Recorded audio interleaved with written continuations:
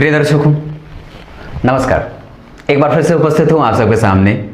आज बुधवार है और आज उन 14 कुंडलियों में से जिनकी कुंडली लेकर के आया हूं, इनका नाम है संदीप कौर।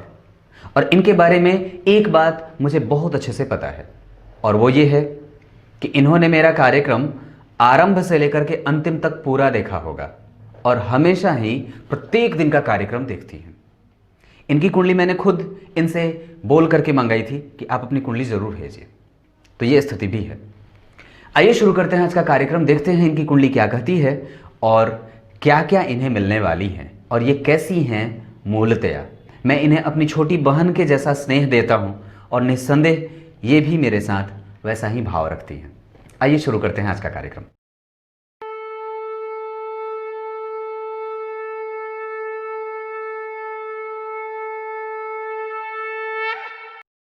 विक्रम संवत 2058, शक संवत 1924।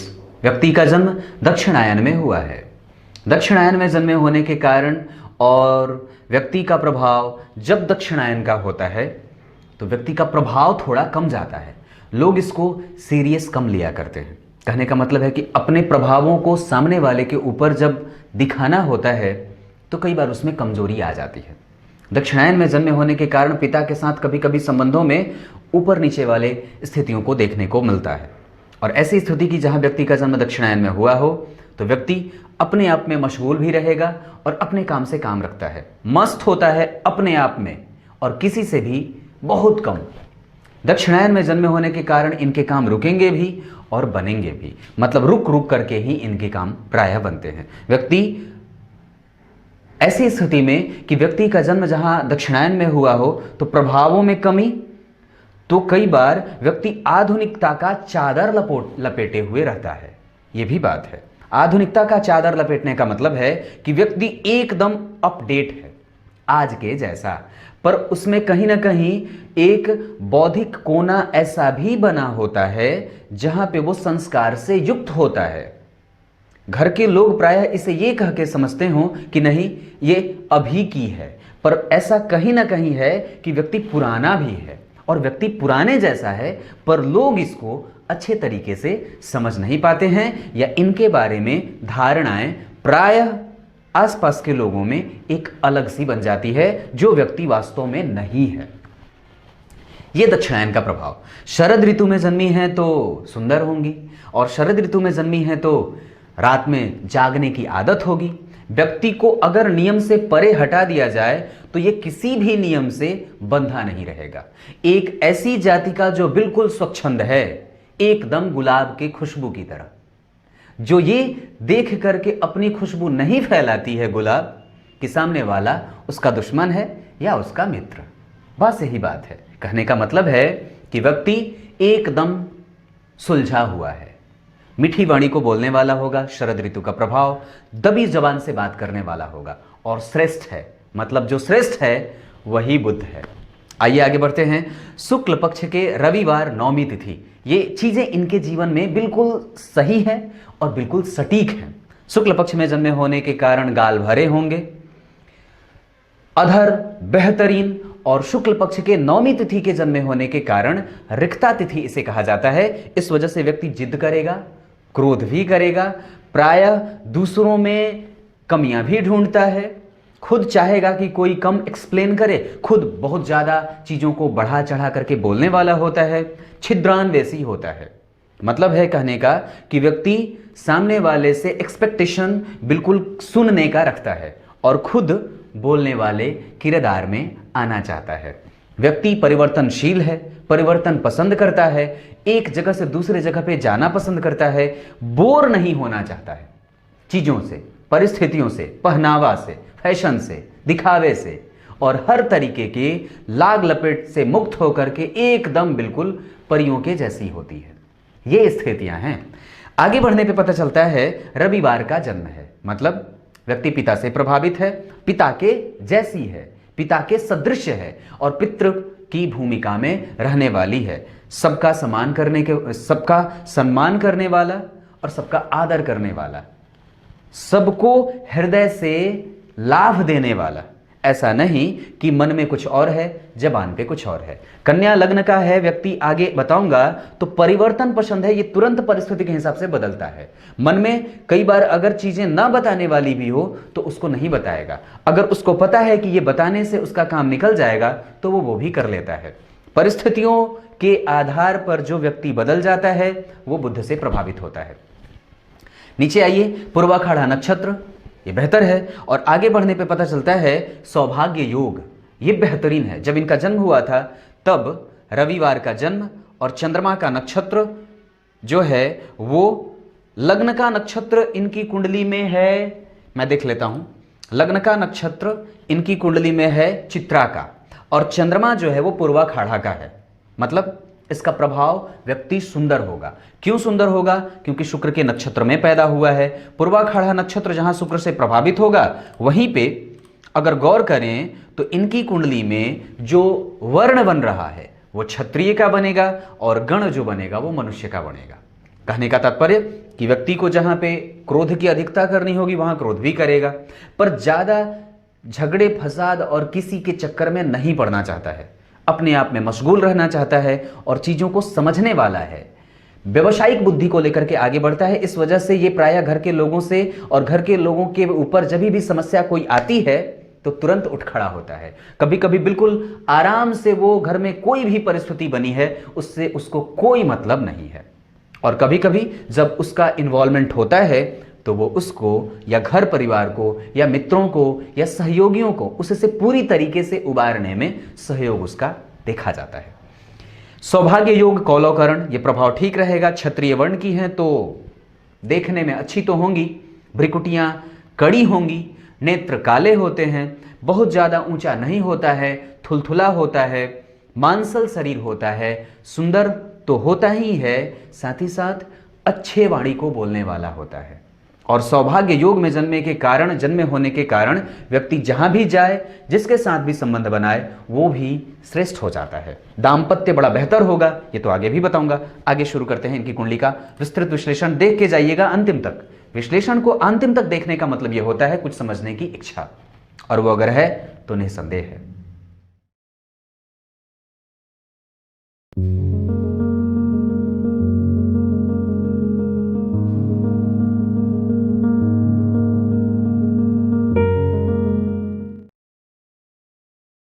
इनकी कुंडली में आइए, आपको कुछ महत्वपूर्ण चीजें और जो सबसे अच्छी बात है वो बता देता हूं। कुंडली में सबसे अच्छी बात क्या है? वो ये है कि व्यक्ति अगर पढ़ाने का काम करना चाहता है तो बिल्कुल कर सकता है। आगे अगर लक्ष्य किसी चीज को बनाना चाहता है तो शिक्षण के क्षेत्र में, शिक्षण कला के क्षेत्र में जा सकता है। व्यक्ति फैशन से युक्त है, व्यक्ति फैशन इंडस्ट्री में जा सकता है। व्यक्ति ऊंचे पद पे प्रोफेसर, लेक्चरर आदि, रजिस्ट्रार वगैरह भी बन सकता है। क्लर्कल जॉब कर सकता है, कहीं पे भी आसानी से किसी का पर्सनल असिस्टेंट रह सकता है। ये सारे काम इनके बनते हैं। व्यक्ति शुक्र से भी प्रभावित है क्योंकि शुक्र स्वग्रही हो रहे हैं। लग्न में बुध का भद्रयोग होना, शनि का दशमस्थ होना बुध की राशि में, और सूर्य का मंगल के साथ जाना, ये स्थितियां व्यक्ति को अच्छे पदों पे विभूषण का काम करवा सकती हैं। पर अभी मूलतया मैं और भी बताऊंगा, थोड़ा ध्यान दे दूं अभी वर्तमान की स्थिति। तो अभी इनकी कुंडली में शुक्र की दशा बीतेगी 2021 के दूसरे महीने से। अब सूर्य आ जाएंगे, और मूलतया सूर्य आपकी कुंडली में गौर करिए तो 12वें भाव के अधिपति होते हैं। ये थोड़े कमजोर हो जाएंगे यहाँ पे, और व्यक्ति को नेत्रों में परेशानी देने वाले हो जाते हैं। दाहिने नेत्र से व्यक्ति को समस्या होती है, और व्यक्ति कई बार रुक रुक करके बोलने वाला होता है। वाणी में वो भाव, वो ओजस्विता नहीं देखने को आती है, और व्यक्ति कई बार अपने मन की बात को मन में ही समेट लेता है। ये बात भी बनती है। कई बार व्यक्ति को तकलीफ होती है पर वो सामने वाले को बता नहीं पाता है। इसके मन के भेद को समझने के लिए इसके निकटस्थ रहना ज़्यादा जरूरी होगा। मन में चीज़ें कुछ और चलती हैं, प्रायः अंतिम समय में आकर के वो कुछ और बोल जाता है। ये स्थितियां भी बनती है। व्यक्ति किसी का एहसानमंद नहीं होना चाहता है, खुद के पैरों पर खड़ा होना चाहता है, और साथ ही साथ बचपना इसका जो है वो काफी दूर तक जा करके तब पीछे आता है। कहने का तात्पर्य कि व्यक्ति बचपना ज्यादा करेगा, ज्यादा उम्र का हो जाएगा, फिर भी बचपना करता रहेगा। मतलब वो अपने आप को दिखाना चाहेगा कि वो जवान और बड़ा हो गया है, उसकी सोच बड़ी हो गई है, पर बचपना कहीं ना कहीं झलक ही जाता है। ये बात है। और अभी तो ये 2002 की हैं, बमुश्किल 18 साल की। मतलब अभी अगर देखें तो सामान्यतया जब तक व्यक्ति शुक्र की दशा में था तो सुंदरता के पीछे भागना, सुंदर सुंदर चीजों का आलेप करना, सुंदरता का पान करना, अच्छे वस्त्र पहनना, श्रृंगारिक प्रसाधनों से युक्त रहना, अपने आप को सजाना, सजीला होना, सुंदर होकर के सबके सामने जाना और घर में माहौल बड़ा हल्का फुल्का बना के रखना, सबको सलाह देना। छोटा होने के बावजूद भी व्यक्ति सलाह देता है तो बड़ी अजीब बात होती है और बड़ा अच्छा भी लगता है। हाँ, और एक बात बताऊं तो एक बात और बताता हूं, व्यक्ति दूसरों की समस्या को देख करके खींचता नहीं है, दूसरों में कमजोरी निकालता है और बाल की खाल निकालता है। बाल की खाल निकालेगा, उसमें कमजोरियां ढूंढता है। प्रेमी होगा क्योंकि शरद ऋतु हेमंत ऋतु का जन्म, मतलब जो मौसम है उनका, उनके ऊपर ऐसा प्रभाव है। रविवार का जन्म है तो वर्ण बहुत बेहतर है, रंग ठीक है, देखने लायक है, और ये स्थितियां बनती हैं। अच्छी चीजें क्या थी कुंडली में वो बताने चला था, पता नहीं क्या बताने लगा। आइए सूर्य और चंद्रमा के संबंध को देखिए। इनकी कुंडली में सूर्य जहां बैठे हैं वो अपने राशि के बैठे हैं और मंगल के साथ बैठे हैं, जो कहीं ना कहीं इस कुंडली में कमजोर होगा। कैसे कमजोर होगा? वो अष्टम के अधिपति के साथ बैठे हैं। त्रिक भाव का अधिपति अगर जन्म कुंडली के 12वें भाव से संबंध बना रहा हो तो सूर्य यहां 12वें भाव के अधिपति के साथ और 12 भाव के अधिपति होकर के और त्रिक भाव के अधिपति के साथ बैठे हैं। परंतु उनकी स्थिति में जरा देखिए तो उनके जस्ट पीछे गुरु और जस्ट आगे बुध, यानी कि 12वें भाव में जो एक निगेटिविटी आ रही थी वो प्रायः अब कम जाएगी। पर इनकी कुंडली के जितने भी चार्ट मैंने देखे, क्रमशः D4 देखा, D10 देखा और बाकी जितने भी चार्ट थे, उन सभी चार्ट में सूर्य की स्थिति थोड़ी कमजोर मुझे दिखी है। मतलब व्यक्ति का आत्मविश्वास और ज्यादा बलवान होना जरूरी है। सूर्य की आराधना, सूर्य को अर्घ, सूर्य का सम्मान, पिता का आदर, पिता के साथ अच्छे माहौल में बनाने का प्रयास करना और अपने छोटे भाई के साथ संबंधों को और ज्यादा निकटतापूर्ण लाना, ये चीजें इनकी कुंडली में कमजोर दिख रही हैं। दूसरी बात बता दूं तो सूर्य से चंद्रमा 5वें हैं। ये व्यक्ति को धन, वैभव, संपत्ति, श्रेष्ठता, सुख, समृद्धि, गौरव, सम्मान, प्रतिष्ठा और सांसारिक भोगों का भोक्ता बनाएगा और ये 100% सही होगी। व्यक्ति आसानी से जीवन को जीने वाला होगा और जैसे ही व्यक्ति आया है तो परिवार बढ़ा भी है और परिवार श्रेष्ठता की तरफ ही गया है और व्यक्ति लक्ष्मी के सदृश होता है, लक्ष्मी से युक्त होता है और जहां जाएगा वहां भी लक्ष्मी का आदर ही करेगा और आदरणीय हो जाता है। ऐसी स्थितियां सूर्य और चंद्रमा देते हैं।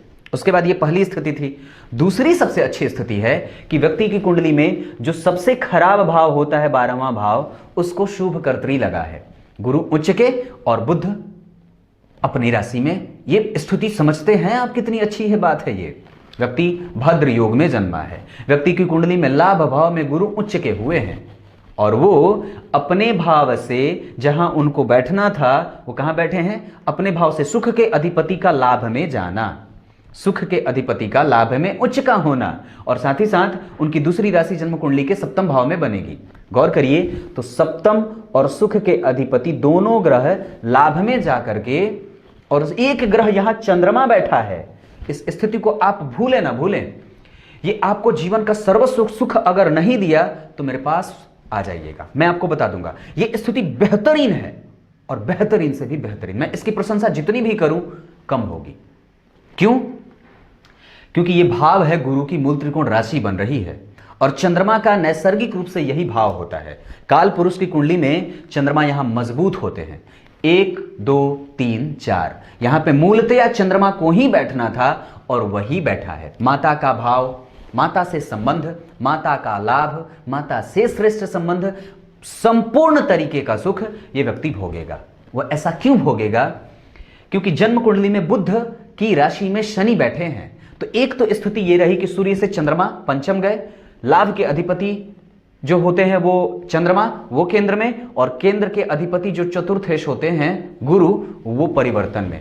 गुरु और चंद्रमा का परिवर्तन योग होना और ये संपूर्णतया श्रेष्ठ होगा। यहां पे चंद्रमा आपकी कुंडली में लाभ के अधिपति होकर के केंद्र में आ रहे हैं, ये अलग तरीके का महाभाग्यशाली योग बनाएगा।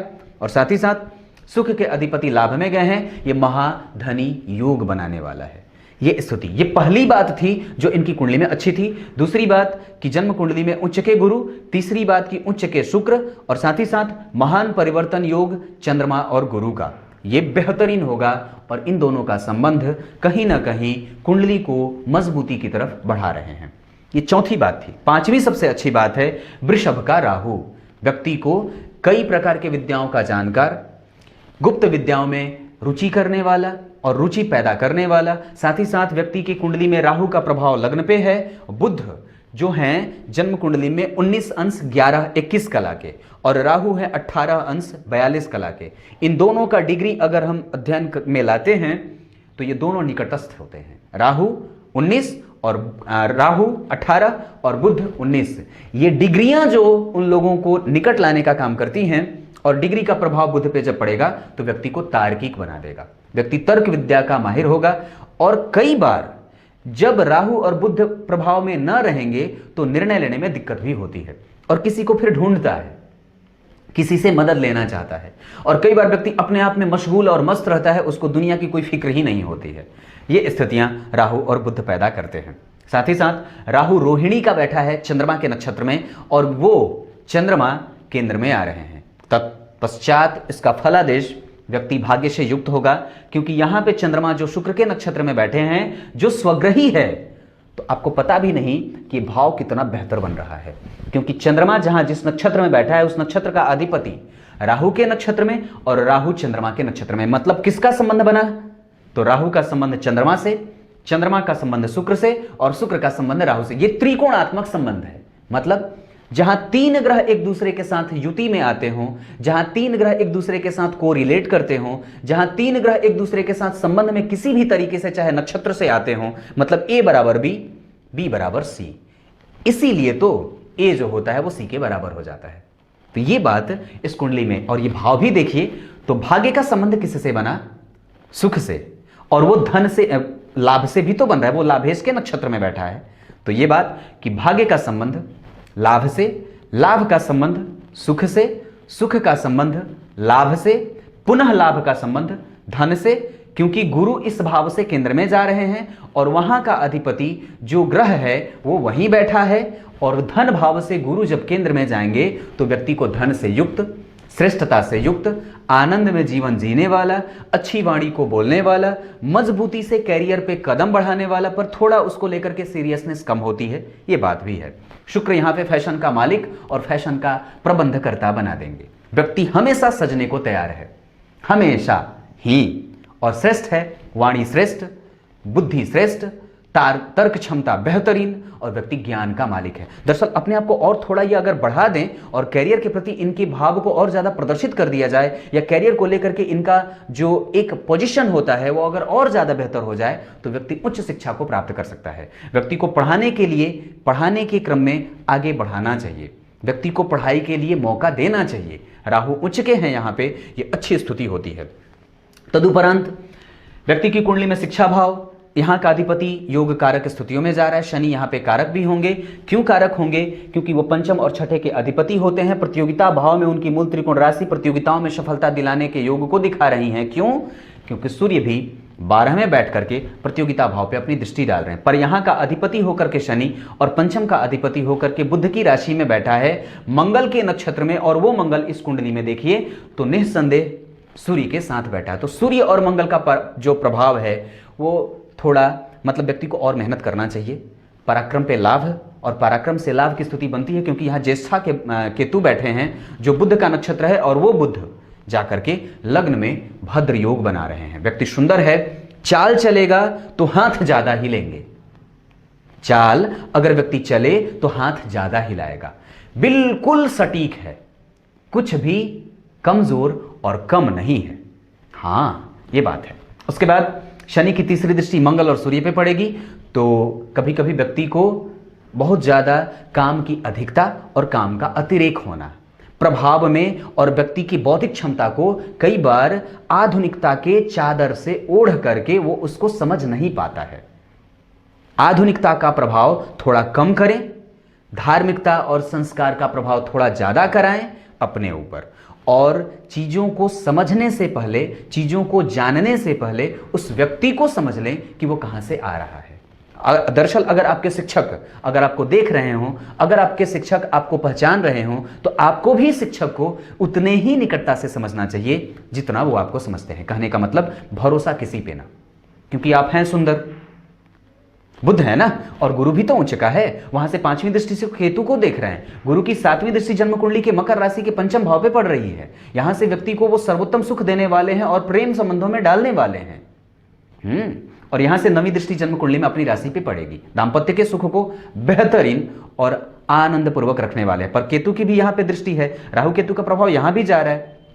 ऐसी स्थिति में कुंडली मिलाकर के विवाह करें। मंगल 12वें में बैठा है, मांगलिक दोष भी पैदा होता है। चंद्रमा से भी अगर देखता हूं तो 9म 5म का संबंध बनता है, तो यह स्थिति तो ठीक जाती है, पर मंगल 12वें होने से व्यक्ति कहीं ना कहीं मांगलिक है, ये स्थितियां बनती है। उच्च शिक्षा में राहु बैठा है, आगे भेजिए। व्यक्ति अगर आगे जाना चाहे, बाहर जाकर के कोई काम करना चाहे, अपने जन्म स्थान से दूर जाकर के पढ़ाई करना चाहे तो ठीक होगा।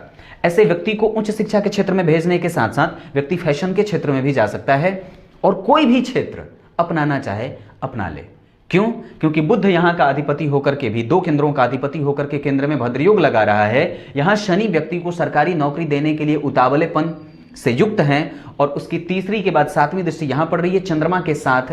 इस वजह से व्यक्ति का मन अशांत रहेगा। वो 90 डिग्री के एंगल पे जा रहा है, कहने का मतलब वो इधर भी जा सकता है, वो इधर भी जा सकता है। तो इस स्थिति को समझना होगा कि आप किधर जाना चाहते हैं। खुद को संतुलित करना है, खुद को एक क्लियर विजन के साथ आगे बढ़ाना है। आपका प्रोपेगेंडा बिल्कुल क्लियर होना चाहिए, चीजों को लेकर के कंफ्यूजन में ना रहें, एकदम क्लियरेंस रखें और पूरे तरीके से मेडिटेशन के साथ आगे बढ़ने का काम करिए। अभी तक आप शुक्र की दशा में जी रहे थे, इस वजह से व्यक्ति के अंदर भटकाव जाहिर था। अब आप सूर्य की दशा में आ रहे हैं, जो मूलतया आपको परेशान करेंगे थोड़े वक्त के लिए। अगले 3 साल तक व्यक्ति क्रोध में भी रहेगा, महान परिवर्तन भी होगा, चीजें व्ययात्मक होंगी, मति बुद्धि थोड़ी कमजोर भी होगी। इस दौरान कई चीजें आप करेंगे जिससे परिवार को कष्ट भी हो सकता है। तो अगले 3 साल तक अपने आप को संतुलन में रखने की आवश्यकता है, अगले 3 साल तक बेहतर तरीके से जीने का। और दरअसल एक बात बताऊं, तो एक बात बताता हूं, अगले ये जो 3 साल आने वाले हैं 2023 के मार्च तक, वो आपके जीवन के लिए बहुत महत्वपूर्ण भी साबित होने वाले हैं। तो इसका लाभ उठाइए और इसको अच्छे तरीके से जी लीजिए। इस 3 साल में आपके पराक्रम का लाभ अगले 24 के बाद मिलने वाला है। इन 3 सालों में आपके किए गए मेहनत का फल 24 में मिलेगा। तो पराक्रम करिए।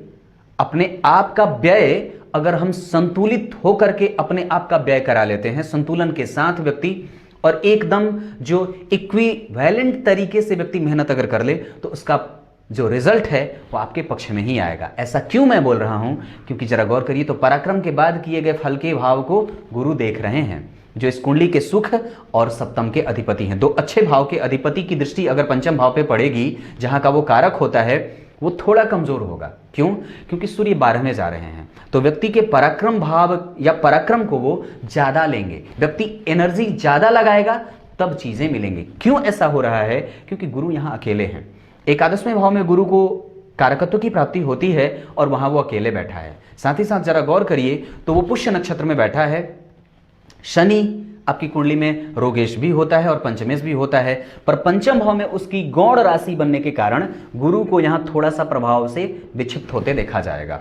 और ऐसी स्थिति कि जहां वो मारक भी होंगे, पर गुरु अगर मारक ना हो या गुरु अगर सप्तम भाव से संबंध ना बनाते हो, तब वो और ज्यादा कमजोर हो जाएंगे। और साथ ही साथ वहां वो 5म भाव पे उनकी 7वीं दृष्टि 9वीं दृष्टि जो है वो 7वें भाव पे पड़ रही है। इस वजह से उस भाव को लाभ भी देने वाले होंगे, क्योंकि सुखेश दाम्पत्य के भाव को देख रहा है ना, तो ये चीजें बदलेंगी भी।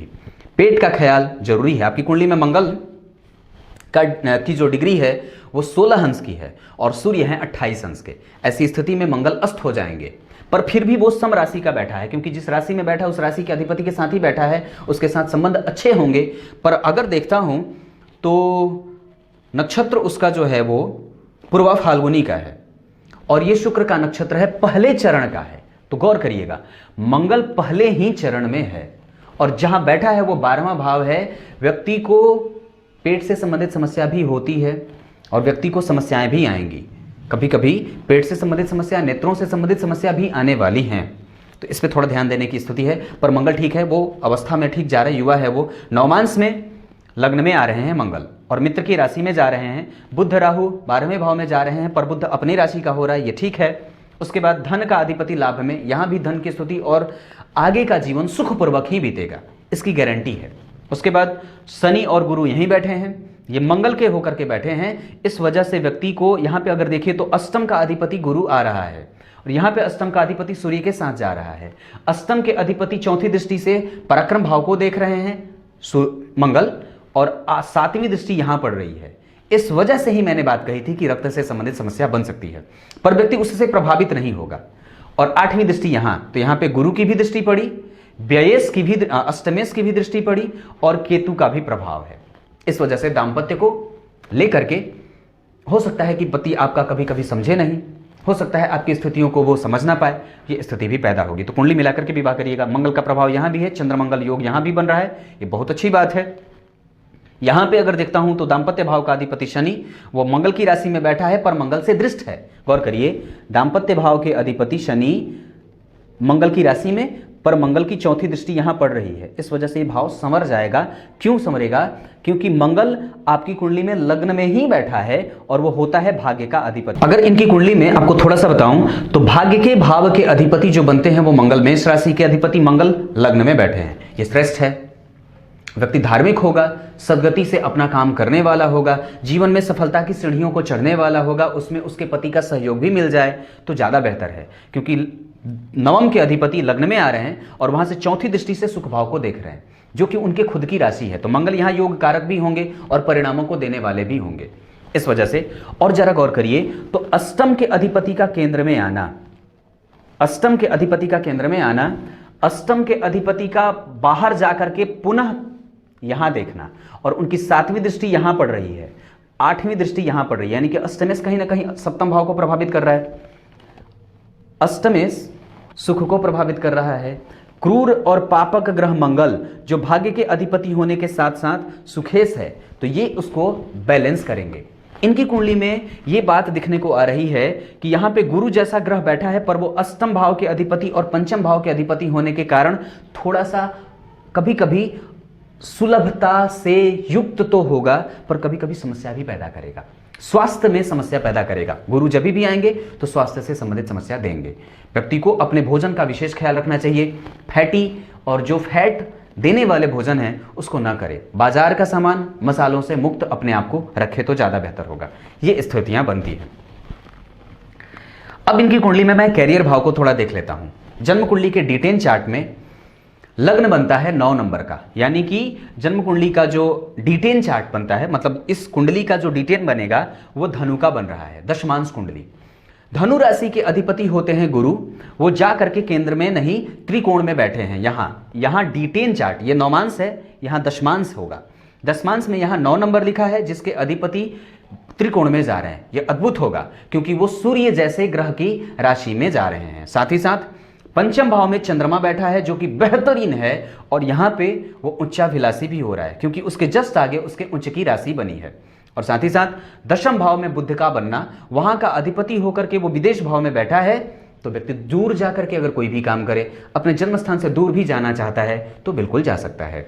ऐसी स्थितियों में व्यक्ति को पढ़ाई के क्षेत्र में, फैशन के क्षेत्र में, और कोई भी नौकरी जो प्रायः बैठ करके करने वाली हो, जिसमें कॉलर गंदे ना होते हों और हाथ गंदे ना होते हों, काम कर सकता है। व्यक्ति टेक्निकल क्षेत्रों में भी जा सकता है। और कई बार जब मंगल की स्थिति लग्न में हो, मंगल का नक्षत्र बनता हो, पंचम भाव में मंगल की उच्च राशि का निर्माण होता हो, तो व्यक्ति टेक्निकली या इलेक्ट्रॉनिक क्षेत्रों में भी जा सकता है। कोई भी क्षेत्र चुने, स्वागत ही करेगा वो क्षेत्र आपका, क्योंकि जहां जन्म कुंडली में 2-2 ग्रह पंच महापुरुष योग बना रहे हों, लग्न में बुध का भद्र योग बनना, एकादशवें में गुरु का उच्च का होना, स्वग्रही सूर्य ये आपको थोड़ा कमजोर कर रहे हैं, इसको थोड़ा और नजदीक लेके आइए और सुबह जल्दी जग करके सूर्य की आराधना किया करिए, उसके मंत्रों का जप किया करिए, ये आपको लाभ देगा। हनुमान चालीसा का पाठ आपको कर लेना चाहिए 3 बार प्रत्येक दिन क्रमशः। अब कुछ मोटी बातें बता देता हूं। मोटी बातों में सबसे पहले कि व्यक्ति जब भी विवाह करे धनु लग्न या धनु राशि, ये श्रेष्ठ होगी। उसके बाद अगर जब भी व्यक्ति विवाह करना चाहे तो कन्या लग्न या कन्या राशि। अगर व्यक्ति जब भी विवाह करना चाहे तो ऐसी स्थितियों में मिथुन लग्न या मिथुन राशि, ये स्थितियां कुछ अच्छी बनती हैं। अब उसके बाद विवाह की दिशा, तो विवाह की दिशा के लिए अगर देखता हूं तो ईशान कोण में अगर कोई संबंध जाए, या ईशान कोण यानी कि पूरब और उत्तर के कोण से अगर कोई भी संबंध बनता दिखे तो निस्संदेह उधर चले जाना चाहिए। मेरे कहने का तात्पर्य यह है कि जब भी विवाह बनाने के लिए हो, अगर इस दिशा से अगर कोई संबंध बनते हो तो बेहतर है। दाम्पत्य बहुत बढ़िया है। हाँ, एक बात है कि उसमें स्वास्थ्य कभी कभी कमजोर हो सकता है, विशेषतया पेट की समस्या। उसके बाद सुख भाव का अधिपति केंद्र में आ रहा है, ये ठीक है, और दाम्पत्य के सुख के अधिपति गुरु के साथ जा रहे हैं तो ठीक होंगे। और दरअसल यहाँ पे अगर देखता हूँ तो मंगल जैसे भाग्येश जो देख रहे हैं वो तो चीज़ें मैंने बता रखी हैं, ये ठीक है। शुक्र यहाँ रोग के भाव में जा रहा है, और मूलतः अगर देखता हूँ तो नवमांश कुंडली के बाद अगर दशमांश में देखता हूँ तो सूर्य यहीं बैठे हैं, D10 चार्ट में सूर्य यहाँ बैठे हैं, तो वहाँ भी वो थोड़े कमज़ोर हो रहे हैं। तो मैं आपको विशेषतया यहाँ पे यही कहूँगा कि सूर्य की पूजा और हनुमान जी की आराधना ये करते चलिए। बाकी आपकी कुंडली में कोई भी चीज़ ऐसी नहीं है जो कमज़ोर है। कमजोरी के तौर पे तो इस कुंडली में कुछ है भी नहीं। ये कुंडली वैसे भी मजबूत है। बुद्ध से लोग प्रभावित होते हैं तो सोफिस्टिकेटेड होते हैं और आगे बढ़ने वाले होते हैं। शुक्र यहाँ बैठ करके अपने राशि का गौर करिए, कितनी अच्छी स्थिति है। गुरु उच्च के, सूर्य स्वग्रही, बुद्ध मूल त्रिकोणस्थ उच्च का, शुक्र स्वग्रही, चंद्रमा बेहतरीन है इस कुंडली में, मजेदार, और राहु उच्च का, शनि मित्र की राशि में। आपको पता नहीं आपने पिछले जन्म में कितने अच्छे कर्म किए थे कि ये कुंडली मिली है, तो इसको जाया मत होने दीजिएगा। हाँ, बिल्कुल बेहतर है, कुछ भी खराब नहीं है। अगर कुछ खराब होता तो मैं जरूर बता देता। कुछ इसी तरीके से आज के कार्यक्रम का समापन करेंगे। अगर कुछ भी पूछना होगा निस्संदेह याद करिएगा, मैं हूं और हमेशा। तब तक के लिए बहुत बहुत नमस्कार।